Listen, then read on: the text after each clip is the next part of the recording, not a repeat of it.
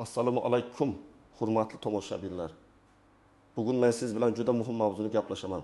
Pensiya reformasi va har bir kishiga minimal pensiya 6 million so'm bo'lishi haqidagi masala.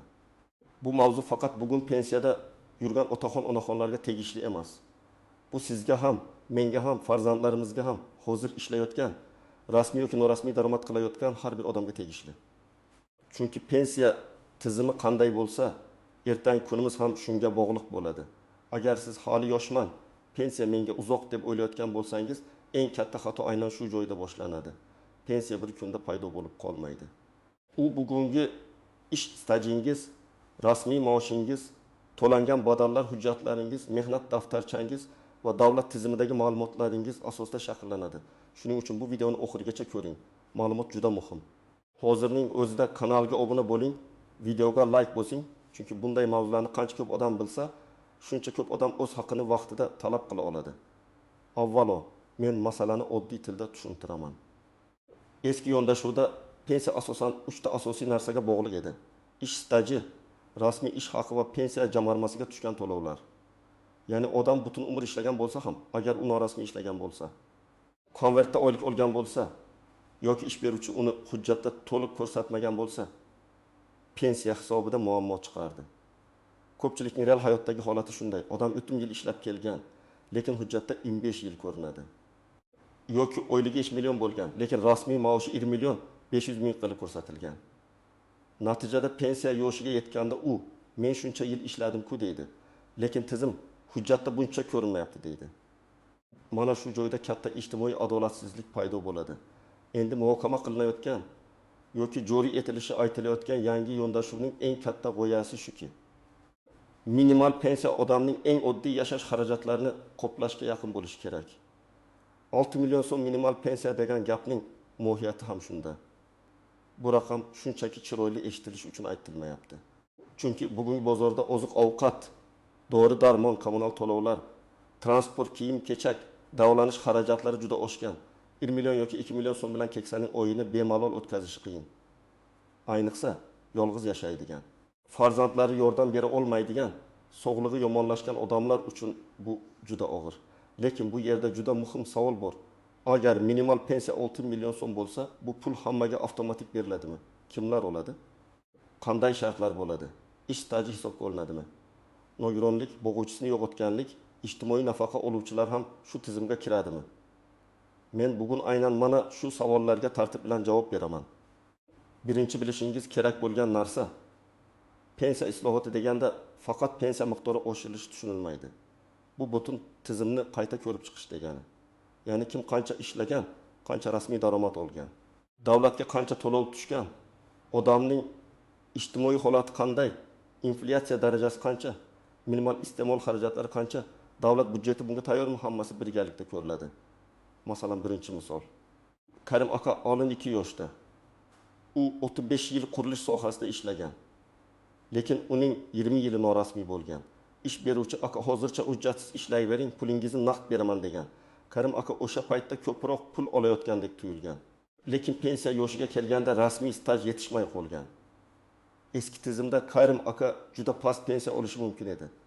Yangi yondashuvda esa davlat minimal kafolat miqdorini ko'rib chiqsa, Karim aka kabi odamlar kamida yashash uchun zarur darajadan past tushib ketmasligi kerak bo'ladi. Lekin bu Karim aka hech qanday hujjatsiz ham darhol 6 million oladi degani emas.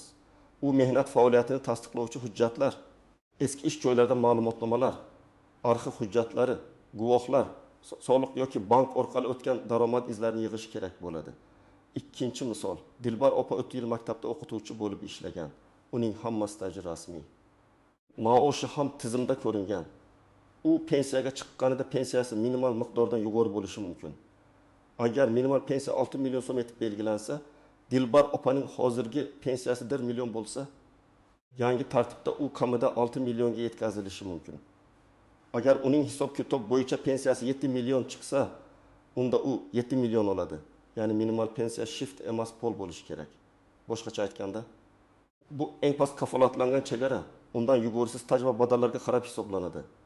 Uchinchi misol, Jasur ismli yigit 28 yoshda IT sohasida ishlaydi. Oyiga 11 million topadi. Lekin o'zini yakka tartibdagi mutaxassis sifatida rasmiylashtirmagan. u men hali yoshman, hozir pul topsam bo'ldi deb o'ylaydi. Lekin 30 yil keyin aynan bugungi norasmiy yillari uning pensiyasiga ta'sir qiladi. Agar tizimda uning daromadi ko'rinmasa, u kelajakda yuqori pensiya talab qila olmaydi. Shuning uchun bu islohotdan xavotir olishi kerak bo'lgan faqat pensioner emas, balki hozir norasmiy ishlayotgan yoshlar hamdir. 4-misol. Muhabbat opa bozorda savdo qiladi. Har kuni ertalabdan kechgacha mehnat qiladi. Lekin ko'p yillar davomida u faoliyatini rasmiy yuritmagan. Pensiya yoshiga yaqinlashganda esa staj masalasi ochiladi. Agar u yakka tartibdagi tadbirkor sifatida ro'yxatdan o'tgan bo'lsa, soliqlarni yoki belgilangan ijtimoiy to'lovlarini to'lab borgan bo'lsa, bu uning foydasiga ishlaydi. Agar umuman hech narsa rasmiylashtirilmagan bo'lsa, minimal pensiya kafolati bo'lsa ham, uni olish tartibi va shartlari bo'yicha savollar tug'iladi. Shuning uchun men har doim aytaman, norasmiy daromad bugun qulay tuyuladi, lekin ertaga juda qimmatga tushadi. Endi kimlar ko'proq e'tiborli bo'lishi kerak? Birinchi navbatda pensiya yoshiga 5-10 yil qolganlar. Chunki sizda hali hujjatlarni to'g'rilash, arxivlardan ma'lumot olish, ish stajidagi bo'shliqlarni aniqlash uchun vaqt bor. Ikkinchi guruh norasmiy ishlayotganlar. Uchinchi guruh chet elda ishlab qaytganlar. To'rtinchi guruh bir necha joyda ishlagan, lekin mehnat daftarchasida yozuvlar to'liq bo'lmaganlar. Beshinchi guruh ayollar. Ayniqsa bola parvarishi, dekret, uy mehnati sababli ish stajida uzilish bo'lganlar. Kimlar unchalik xavotir olmasligi mumkin? Agar siz butun umr rasmiy ishlagan bo'lsangiz, ish beruvchingiz siz uchun to'lovlarni amalga oshirgan bo'lsa, elektron mehnat daftarchangizda ma'lumotlar to'liq bo'lsa, oyligingiz yashirilmagan bo'lsa, sizning holatingiz ancha yaxshi. Lekin baribir tekshirib qo'yish kerak. Chunki tizimda texnik xato eski tashkilot yopilib ketgani, arxivga hujjat topshirilmagani, familiya almashgani yoki pasport ma'lumotlari o'zgargani sababli muammolar chiqishi mumkin. Endi eng muhim va nozik joylarga o'tamiz. Birinchi nozik nuqta. Minimal pensiya bilan ijtimoiy nafaqa bir xil narsa emas. Pensiya odatda ish staji va to'langan badallarga bog'liq bo'ladi. Ijtimoiy nafaqa esa ayrim hollarda staji yetarli bo'lmagan ijtimoiy himoyaga muhtoj odamlar uchun beriladi. Agar har bir kishiga 6 million degan ibora ishlatilsa ham, amalda qonunda kim har bir kishi deb tan olinishi aniq yoziladi. Pensiya yoshidagi barcha fuqarolarmi, faqat staji borlarmi, nogironligi bo'lgan shaxslarmi, boquvchisini yo'qotgan oilalarmi? Mana shu tafsilotlar juda muhim. Ikkinchi nozik nuqta, 6 million so'm bugungi pul qiymatida yaxshi ko'rinishi mumkin, lekin inflyatsiya davom etsa, bir necha yil ichida uning xarid qobiliyati kamayadi. Shuning uchun pensiya islohotida faqat bir martalik oshirish emas, indeksatsiya mexanizmi ham bo'lishi kerak. Ya'ni narxlar oshsa, pensiyalar ham muntazam qayta ko'rib chiqilishi kerak. Aks holda bugun 6 million katta yordam bo'lsa, ertaga dori-darmon va oziq-ovqat narxi oshishi sababli yana yetmay qolishi mumkin. Uchinchi nozik nuqta, davlat budjeti. Minimal pensiyani 6 millionga yetkazish juda katta moliyaviy yuk beradi. Buni qoplash uchun davlat yoki budjet daromadlarini oshiradi, yoki pensiya tizimiga tushadigan badallarni ko'paytiradi, yoki iqtisodiyotni rasmiylashtirishga kuchli e'tibor beradi. Mana shu sababli norasmiy ish joylariga bosim kuchayishi mumkin. Ish beruvchilar xodimlarni rasmiylashtirishga majbur bo'ladi. Bu yaxshi tomoni. Lekin ayrim ish beruvchilar xarajat oshmasligi uchun xodimlar sonini kamaytirishga harakat qilishi ham mumkin. Shuning uchun reforma ehtiyotkorlik bilan bosqichma-bosqich amalga oshirilishi kerak. 4-nozik nuqta. Stajni isbotlash. Ko'pchilik men ishlaganman, hamma biladi deydi. Lekin pensiya hisobida hamma biladi degan gap hujjat o'rnini bosmaydi. Sizda buyruq nusxasi, mehnat daftarchasi, ish haqi haqida ma'lumotnoma, arxiv yozuvi, soliq to'lovi, bank o'tkazmasi yoki elektron tizimdagi qayd bo'lishi kerak. Masalan, bir opa 1990 yillarda tikuv fabrikasida ishlagan. Fabrika yopilgan. Hujjatlar qayerdaligi noma'lum. Pensiya tayinlash vaqtida aynan shu yillar stajga kiritilmay qolishi mumkin. Bunday vaziyatda arxivga murojaat qilish, tuman hokimligi arxivi, davlat arxivi, eski korxona huquqiy vorisi haqida ma'lumot izlash kerak bo'ladi. 5-nozik nuqta, chet elda ishlagan yillar. Ko'p yurtdoshlarimiz Rossiya, Qozog'iston, Turkiya, Koreya yoki boshqa davlatlarda ishlab kelgan. Agar u yerda rasmiy ishlagan bo'lsa, xalqaro shartnomalar va ikki tomonlama kelishuvlarga qarab ayrim davrlar hisobga olinishi mumkin. Lekin norasmiy ishlagan bo'lsa, stajni isbotlash qiyinlashadi. Shuning uchun chet elda ishlayotgan odam shartnoma, ish beruvchi ma'lumotnomasi, sug'urta to'lovlari, soliq hujjatlarini saqlab bo'lishi kerak. 6-nozik nuqta ayollar staji, bola parvarishi davri, dekret ta'tili. Nogiron farzandga qarash, uyda parvarish mehnati kabi holatlar turli qonunchilik normalari bilan tartibga solinadi.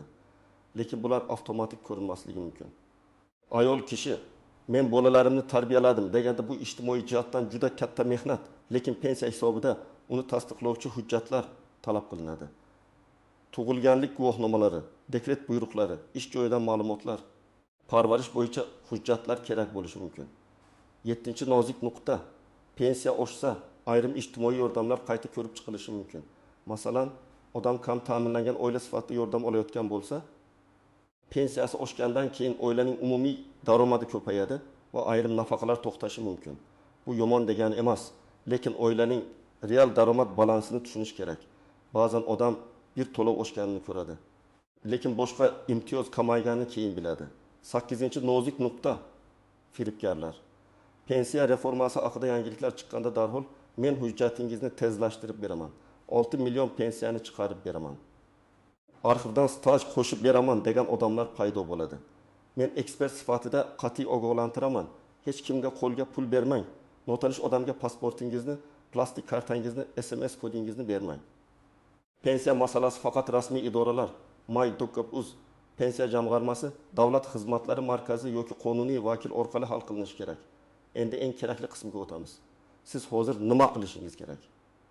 Birinchi qadam, o'z mehnat tarixingizni tekshiring. Elektron mehnat daftarchangizda qaysi ish joylari ko'rinayotganini, qaysi sanadan qaysi sanagacha ishlaganingiz yozilganini ko'ring. Agar internetdan foydalana olmasangiz, farzandingizdan, nabirangizdan yordam so'rang yoki davlat xizmatlari markaziga boring. Ikkinchi qadam, mehnat daftarchangizni tartibga keltiring. Eski qog'oz mehnat daftarchangiz bo'lsa, undagi yozuvlar aniqmi? Muhrlar bormi? Ishga qabul qilish va ishdan bo'shatish sanalari to'g'rimi? Familiya va ismda xato yo'qmi? Tekshiring. Bir harf xatosi ham keyin muammo tug'dirishi mumkin. Masalan, pasportda Shavkat yozilgan, mehnat daftarchasida Shavkatjon bo'lsa, ayrim hollarda qo'shimcha tasdiq talab qilinadi. 3-qadam, ish haqi haqida ma'lumotlarni yig'ing. Ayniqsa eski yillardagi yuqori maoshlar pensiya hisobiga ta'sir qilishi mumkin. Agar siz biror davrda yaxshi oylik olgan bo'lsangiz, lekin bu tizimda ko'rinmasa, ish joyidan yoki arxivdan ma'lumotnoma oling. Korxona yopilgan bo'lsa, uning hujjatlari qaysi arxivga topshirilganini aniqlang. 4-qadam, norasmiy ishlayotgan bo'lsangiz, vaziyatni o'zgartiring. Ish beruvchidan sizni rasmiylashtirishni so'rang. Menga naqd bering, hujjat kerak emas degan yondashuvdan voz keching. Chunki bugun qo'lingizga 500 ming so'm ko'proq tegishi mumkin. Lekin ertaga pensiyada har oy millionlab so'mdan yutqazishingiz mumkin. Agar o'zingiz mustaqil ishlasangiz, yakka tartibdagi tadbirkorlik, o'zini o'zi band qilish yoki boshqa qonuniy shakllarni ko'rib chiqing. 5-qadam, arxivga murojaat qilishni kechiktirmang. Agar eski ish joyingiz yopilgan bo'lsa, birinchi navbatda tuman yoki shahar arxiviga boring. Ariza yozing. Arizada qaysi korxonada, qaysi yillarda, qaysi lavozimda ishlaganingizni aniq ko'rsating. Pasport nusxasi, mehnat daftarchasi nusxasi, agar bo'lsa eski buyruq, maosh varaqasi, kasaba uyushmasi bileti, har qanday tasdiqlovchi hujjatni ilova qiling. 6-qadam, pensiya yoshiga yaqinlashgan bo'lsangiz, oldindan maslahat oling. Pensiya tayinlash kunini kutib o'tirmang. 1 yil oldin, hatto 2 yil oldin hujjatlarni tekshirtiring. Chunki ayrim ma'lumotnomalarni olishga oylar ketishi mumkin. Hujjat yetishmasa, pensiya tayinlash cho'ziladi yoki miqdor past chiqadi. 7-qadam, rasmiy manbalarni kuzating. Pensiya miqdori, minimal kafolat indeksatsiya, staj talablari, imtiyozli pensiya shartlari faqat qonun, farmon, qaror va rasmiy tushuntirishlar orqali kuchga kiradi. Internetdagi har bir xabarga ishonmang. Agar kimdir ertadan hamma 6 million oladi desa, darhol savol bering. Qaysi qonun asosida, qachondan, kimlarga, qanday tartibda? 8-qadam, oilada pensiya savodxonligini oshiring. Otangiz, onangiz, buvingiz yoki bobongiz hujjatlarni tushunmasligi mumkin. Ularga yordam bering. Birga borib tekshiring. Ko'p kelsalar, bolam, men uyalmayman, idoraga borib so'rasam deyishadi. Yo'q, bu ularning haqqi. Pensiya sadaqa emas, bu insonning mehnati evaziga oladigan qonuniy ta'minoti. 9-qadam, agar sizga rad javobi berilsa, sababini yozma oling. og'zaki bo'lmaydi degan javob bilan cheklanib qolmang. Rasmiy yozma javobda qaysi hujjat yetishmayotgani, qaysi norma asosida rad etilgani ko'rsatilishi kerak. Shundan keyin siz kamchilikni tuzatishingiz yoki yuqori tashkilotga murojaat qilishingiz mumkin. 10-qadam hujjatlarning nusxasini saqlang. Har bir ariza, ma'lumotnoma, javob xati, mehnat daftarchasi sahifalari, elektron ma'lumotlar skrinshoti hammasini alohida papkada saqlang. Bugun kerak bo'lmasa ham ertaga juda as qotadi. Demak, pensiya reformasi va minimal pensiya 6 million so'm bo'lishi haqidagi masala juda katta ijtimoiy ahamiyatga ega. Agar bu tizim to'g'ri ishlasa, keksalarning hayot sifati yaxshilanadi. Norasmiy mehnat kamayadi. Odamlar o'z kelajagini jiddiyroq rejalashtiradi. Lekin buning uchun har birimiz hujjatlarimizni tartibga keltirishimiz, rasmiy ishlashimiz, stajimizni tekshirishimiz va faqat rasmiy ma'lumotlarga tayanishimiz kerak. Men sizga eng muhim fikrni yana bir bor aytaman. Pensiya kelajakdagi masala emas, bugundan boshlanadigan masala. Bugun rasmiy ishlasangiz, bugun hujjatingizni to'g'rilasangiz, bugun arxiv ma'lumotini topsangiz, ertaga o'z haqingizni olish ancha oson bo'ladi. Sizningcha minimal pensiya 6 million so'm bo'lishi adolatlimi? Bu davlat budjeti uchun og'ir yuk bo'ladimi yoki xalq farovonligi uchun zarur qadammi? Fikringizni albatta izohlarda yozing. Video foydali bo'lgan bo'lsa, like bosing, yaqinlaringizga yuboring va kanalga obuna bo'ling. Chunki men bu kanalda sizning pulingiz, huquqingiz, pensiyangiz va ijtimoiy himoyangiz haqida eng kerakli ma'lumotlarni oddiy tilda tushuntirib boraman.